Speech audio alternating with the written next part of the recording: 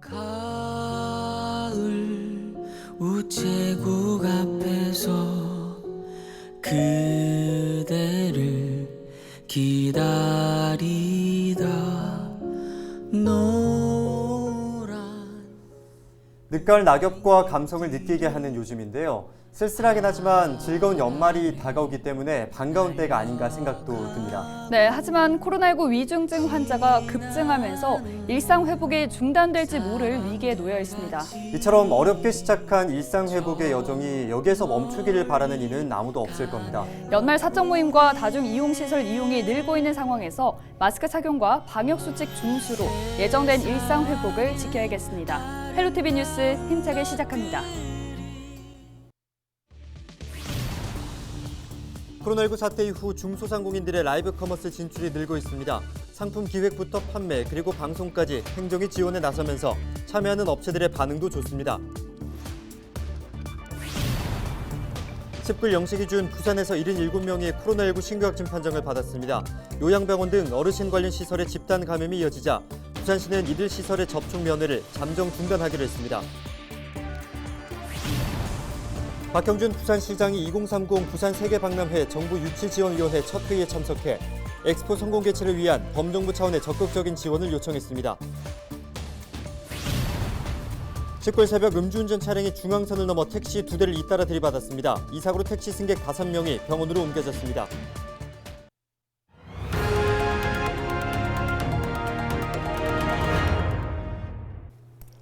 코로나 사태 이후 온라인 쇼핑이 활성화됐죠. 실제로 9월 기준 온라인 쇼핑 거래액이 지난해 같은 기간과 비교해서 17%나 늘었다고 합니다.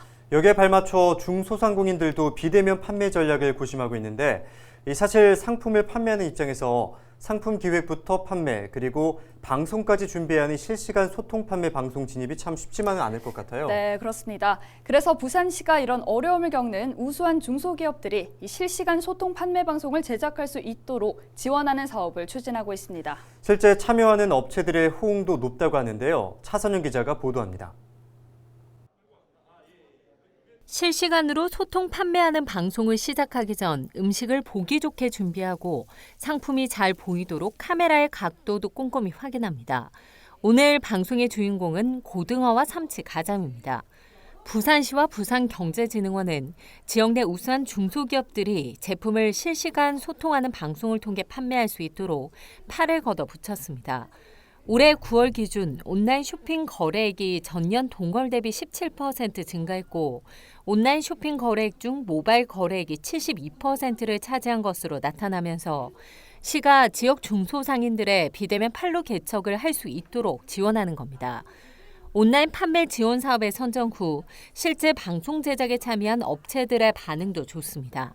소상공인으로서 사실은 라이브 커머스 운영이 생각보다 쉽진 않거든요. 지휘 장벽도 높고 이렇게 좀 지원 사업으로 저희가 좀 전문 그 업체나 인력분들한테 도움 받아서 진행을 해보니까 덕분에 좀 쉽게 진행을 했다 이런.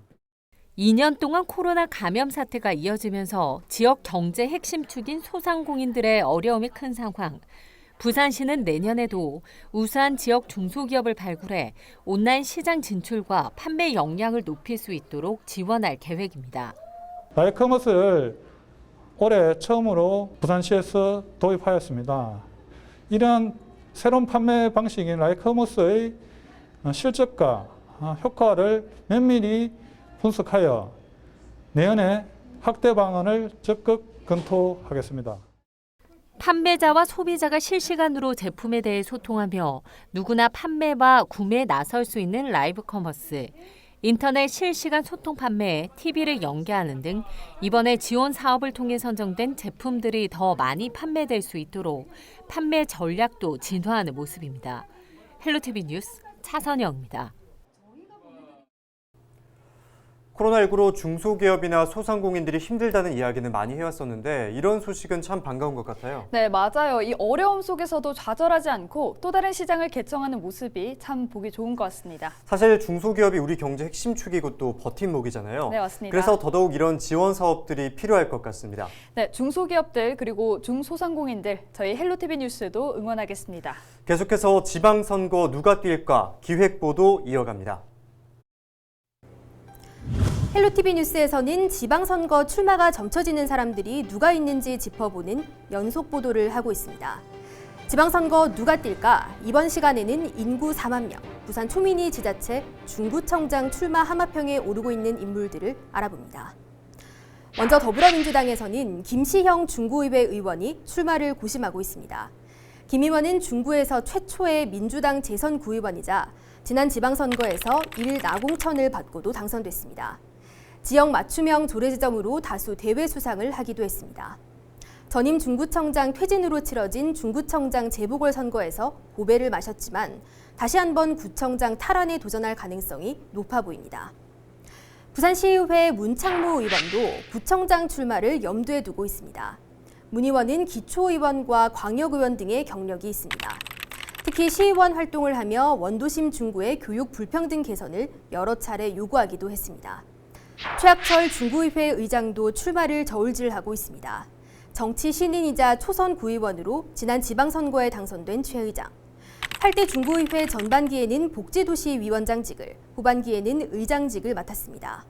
당내에서 원도심 특별위원회 부위원장을 맡는가 하면 대통령 직속 국가균형발전위원회 국민소통특별위원회 위원으로도 활동하고 있습니다. 적지 않은 인사들이 하마평에 오르고 있는데요. 계속해서 국민의힘에서 출마가 예상되는 사람은 누가 있는지 알아보죠.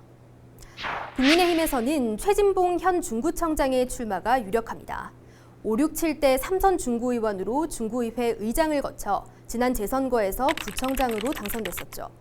최 청장은 북항 재개발 사업, 용두산 공영주차장 부지 복합개발 등 지역의 장기 현안 해결에 집중하는 모습입니다. 취임 이후 정기적으로 지역의 민원 현장을 돌면서 주민들을 직접 만나고 있죠. 국민의힘 윤정훈 현 중구의회 의원도 다시 한번 중구청장 도전에 나설 것으로 보입니다.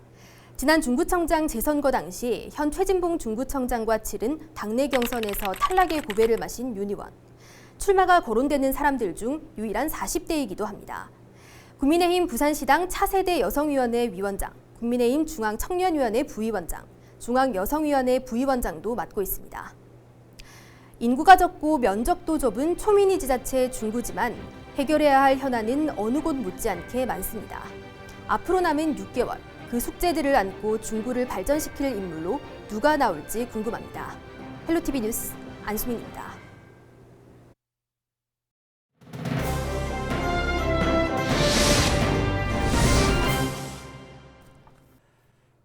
키워드 뉴스 첫 번째 키워드입니다. 접촉면회 안 됩니다.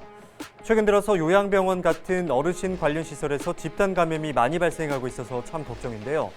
이처럼 고령 확진자가 많아지면 그만큼 위중증 환자의 증가나 사망자 발생에도 큰 영향을 준다고 합니다. 부산시가 19일 브리핑을 통해 고령층 밀집 취약시설 입원 환자에 대한 가족 접촉 면회를 잠정 중단하기로 결정했습니다. 또한 요양병원과 정신병원의 종사자 선제 검사에서도 이번 주부터 주 2회로 확대했다고 하는데요. 19일 0시 기준 신규 확진자가 77명, 또한 60대 이상 확진자의 돌파 감염률 86%, 이런 수치들이 결코 안심해서는 안 된다는 것을 보여주는 것 같습니다. 네, 다음 키워드입니다. 내가 왕이 될 상인가? 영화배우 이정재 씨의 이 대사 참 유명하죠. 동의대학교 축구부가 2021 대학축구 U리그 왕중왕전 결승에 진출해 이 왕의 자리를 노립니다. U리그는 지난 3월부터 전국에서 85개 대학이 권역별로 리그전을 펼쳐 상위 32개 팀이 토너먼트로 최종 우승팀을 가리는데요. 연이어 강호 등을 누르고 첫 패권에 도전하는 동의대는 20일 11시 경북 영덕군민운동장에서 전주대학교와 맞붙습니다. 장철민 감독의 얘기를 들어보면 선수들이 경기를 할수록 자신감이 붙었고 또한 우승에 대한 열망이 아주 높다고 하는데요. 동의대 축구부 왕이 될 상입니다. 멋진 승부 기대하겠습니다. 다음 키워드는 아직도 음주운전입니다. 다들 기억하시죠? 2018년 해운대에서 윤창호 씨가 음주운전 차량에 치여 숨진 안타까운 사건. 그만큼 음주운전을 하지 말자고 하고 처벌이나 단속 기준도 강화됐지만 근절되지 않고 있네요. 19일 새벽 2시 50분쯤 수영구 수영교 사거리에서 30대 운전자 A씨가 운전하는 SUV가 중앙성을 넘어 역주행하다 택시 2대를 잇따라 들이받았는데요. 이 사고로 택시 승객 5명이 병원으로 옮겨졌습니다. 운전자 A씨의 혈중 알코올 농도는 면허 취소 수준, 만취 상태로 운전대를 잡았다는 거죠. 일상 회복이 시작됐고 이제 연말입니다. 음주운전 절대 안 된다는 거 아시죠? 네, 마지막 키워드 가자 세계 박람회입니다. 올림픽 월드컵과 함께 세계 3대 국제 행사라고 하는데 부산이 지금 이 거대한 행사 유치를 추진 중이죠. 이미 정부 차원의 유치지원위원회도 구성됐고 19일에는 박형준 시장이 유치위 1차 회의에 참석해 범정부 차원의 적극적인 지원을 요청했습니다. 특히 당장 1년도 채 남지 않은 국제박람회기구 현지 실사에 대비해 북항 재개발 2단계 사업 절차의 신속한 진행, 가덕도 신공항의 조속한 건설 등 주요 현안을 건의했습니다.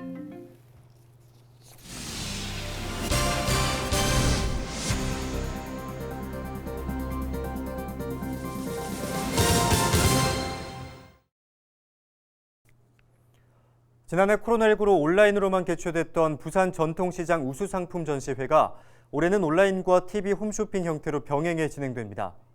부산시 상인연합회는 오는 20일부터 12월 18일까지 5주 동안 매주 토요일 오전 11시 네이버 쇼핑 라이브 팔도 밥상을 통해 전통시장의 우수상품을 알릴 계획입니다.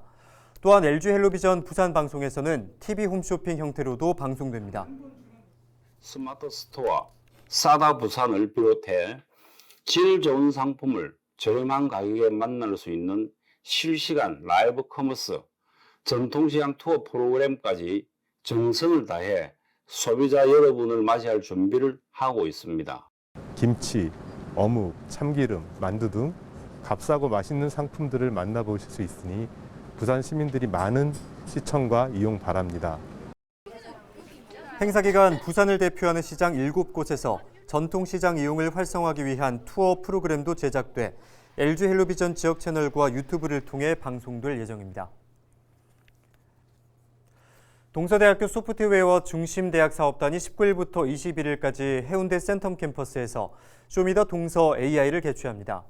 이 기간 학생들의 AI 프로젝트 작품과 소프트웨어 중심학과, 연계 전공 등 학과와 전공별 관련 콘텐츠를 전시하고 AI 교육 진행 결과물을 선보입니다.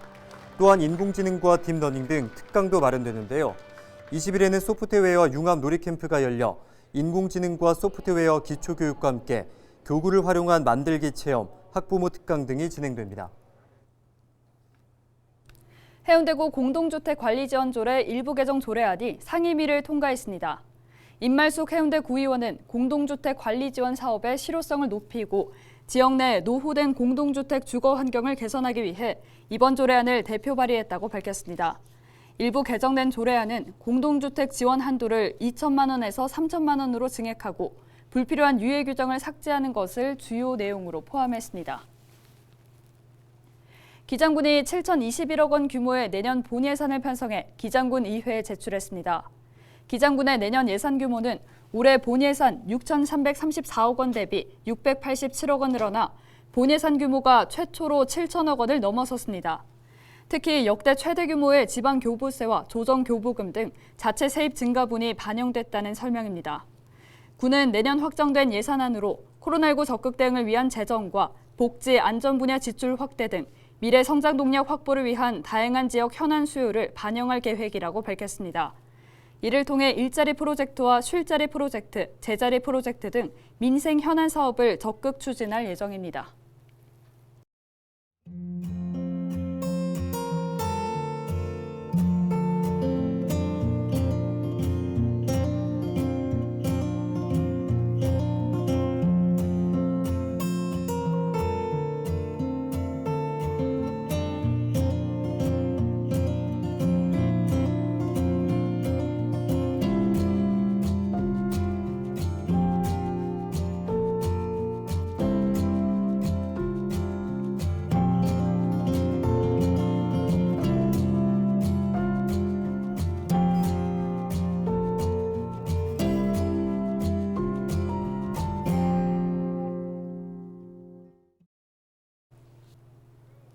이상으로 뉴스를 마칩니다. 함께해 주신 여러분 고맙습니다.